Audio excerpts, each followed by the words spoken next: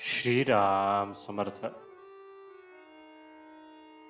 भक्त आणि परमात्मा एकरूपच असतात.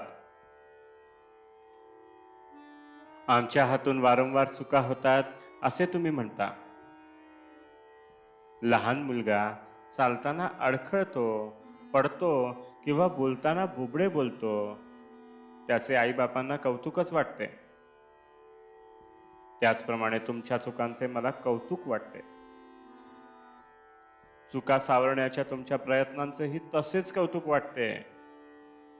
म्हणून त्याबद्दल तुम्ही काहीही मनात आणण्याचे कारण नाही. गुरुने एकदा सांगितले की तुझे मागचे सर्व गेले, पुढे मात्र वाईट वागू नकोस. तर शिष्याने ते श्रद्धेने खरे मानावे.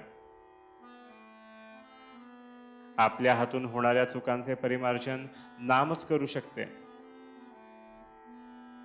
भगवंताचे नाम हे सर्व रोगांवर रामबाण औषधच आहे. नामाचे हे औषध सतत थेंब थेंब पोटात गेले पाहिजे. ऑफिसमध्ये सुद्धा ते आपण बरोबर घेऊन जावे. विद्वान, अडाणी, श्रीमंत, गरीब सर्वांना हे औषध सारखेच आहे. जो पथ्य सांभाळून हे औषध घेईल त्याला गुण लवकर येईल. एखादा मुलगा मी विहिरीत उडी घेणार म्हणून हट्ट धरून बसला, तर बापाने त्याचा हा हट्ट पुरवायचा का त्याला समजावून किंवा तोंडात मारून इथून बाजूला काढायचे? त्याप्रमाणे तुमचे विषय मागण्याचे हट्ट आहेत.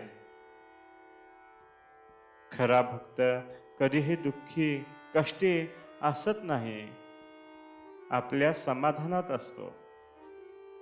मग तो कितीही दरिद्री किंवा व्याधीग्रस्त असे नका. अमुक एक हवे ते मिळाले नाही म्हणजे सामान्य माणसाला दुःख होते.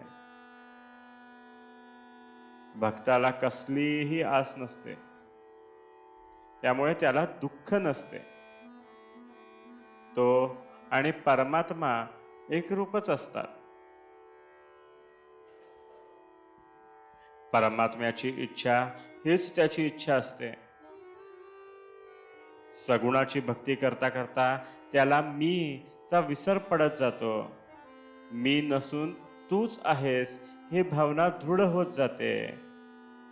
शेवटी मी नाहीसा झाला की राम, कृष्ण वगैरेही नाहीसे होतात आणि परमात्मा तेवढा शिल्लक उरतो.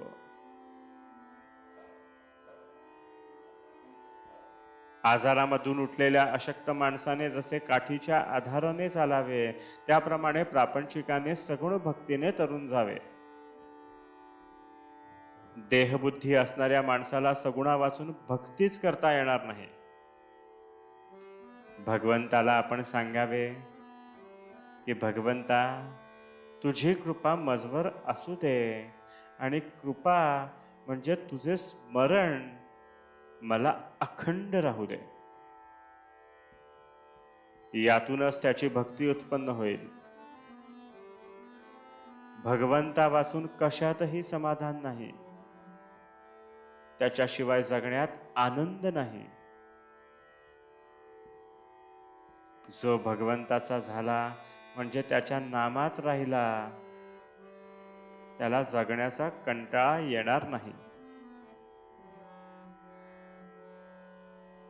आजचे बोधवचन: परमात्म्याला प्रपंच रूप बनवण्याऐवजी आपण प्रपंचाला परमात्म रूप बनवावे. जानकी जीवन स्मरण. जय जय राम.